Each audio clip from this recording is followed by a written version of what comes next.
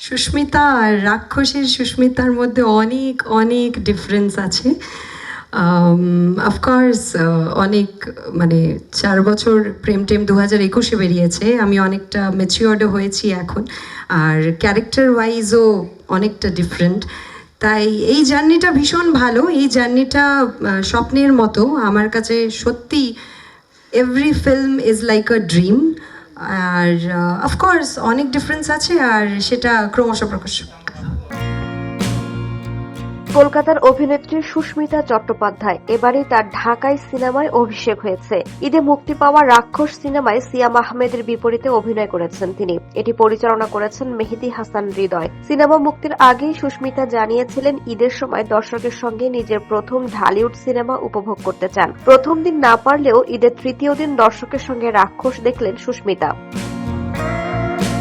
প্রেক্ষাগৃহ থেকে বের হয়ে নিজের অভিনীত প্রথম ঢাকাই সিনেমা দেখার অভিজ্ঞতাও গণমাধ্যমকে জানান। সুস্মিতা বলেন, বড় পর্দায় দর্শকের সঙ্গে রাক্ষস দেখে আমি খুব খুশি। প্রেক্ষাগৃহের ভেতর ইমোশনাল হয়ে গিয়েছিলাম। নিজেকে খুব ভাগ্যবান মনে হচ্ছে যে আমি এখানে কাজ করতে পারছি। দর্শক যদি এভাবে ভালোবাসা দেয়, এখানে আরো অনেক কাজ করতে চাই।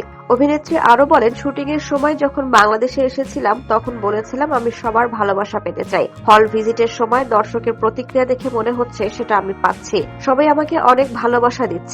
সিয়াম, everyone is so nice, entire team is so nice. আমাকে একবারের জন্য এটা ফিল করায়নি যে আমি বাইরে এসে, অন্য জায়গায় এসে, বাংলাদেশে এসে সিনেমা করছি। আমাকে নিজের বোনের মতো, একটু আগেই শেরিন বলেছিল এই কথাটা যে ও আমার দিদি।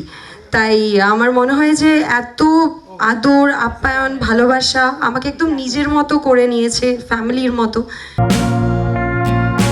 ঢালিউডে অভিষেকে নায়ক হিসেবে সিয়ামকে পেয়েও বেশ উচ্ছ্বসিত এই অভিনেত্রী। সহশিল্পীর প্রশংসাও করেন সুস্মিতা। তিনি জানান, শুটিং এর সময় সিয়াম খুব সহায়তা করেছেন তাকে। শুটিং করতে গিয়ে তাদের মধ্যে দারুণ বন্ধুত্বপূর্ণ সম্পর্ক তৈরি হয়েছে। 2021 সালে প্রেম টেম সিনেমা দিয়ে টালিউডে অভিষেক হয় সুস্মিতার। এরপর কাজ করেছেন চেঙ্গিস, মানুষ সহ একাধিক সিনেমায়। এবার রাক্ষস দিয়ে যাত্রা শুরু করলেন বাংলাদেশি সিনেমায়।